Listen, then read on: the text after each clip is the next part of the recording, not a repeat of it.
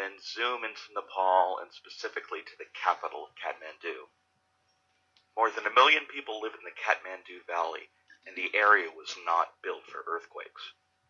Now first we're going to take a look at Kathmandu's Darbar Square, which is one of the most historic areas of town. Normally it's full of tourists and festival goers, but it was hit very hard by the earthquake, with numerous temples being damaged, some of them being destroyed outright. The pagodas are built of wood, and some of them are hundreds of years old. They really didn't stand a chance. Now we're going to start traveling towards the southeast, over packed neighborhoods across the Kathmandu Valley, until we reach the UNESCO World Heritage Site of Batan. The wooden brick temples that you can see in this picture unfortunately couldn't handle the earthquake. Siobhan Hainu of ABC News Australia managed to capture some extraordinary video in the moments after the temple's collapse in Batan's Darbar Square. From here, once again, we're going to travel across the Kathmandu Valley, across the northeast of the city, until we finally reach the important Tibetan Buddhist stupa known as Bodhnath. It's one of the most photogenic places in the entire Kathmandu Valley, and thankfully it only received minimal damage. Nonetheless, there's going to be an enormous amount of repair work required. So as we depart Bodhnath, we're going to head just a little bit outside of Kathmandu until we reach the historic palace town of Bhaktapur.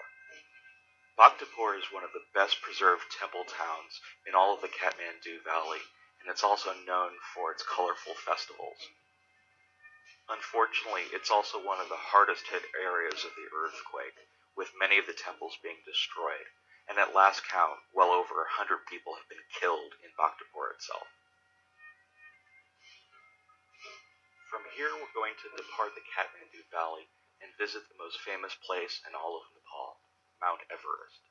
The earthquake caused an avalanche across the Khumbu icefall, which you can see here. At last count, at least 17 climbers and guides were killed, and an unknown number of them are missing.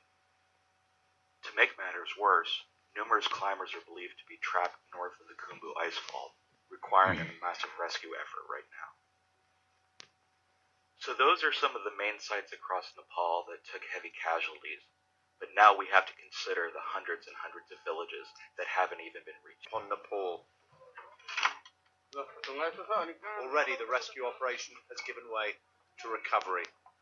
As they sift through the wreckage, they aren't expecting to find survivors.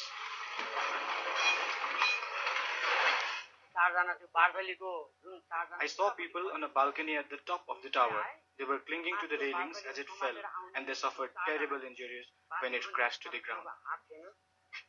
Until yesterday morning, this was someone... And the danger isn't over yet. As we filmed, the city was rocked by another major earthquake. Area that's visited by hundreds of tourists every day. There are still a lot of people who've come out today, but most of them watching in stunned silence.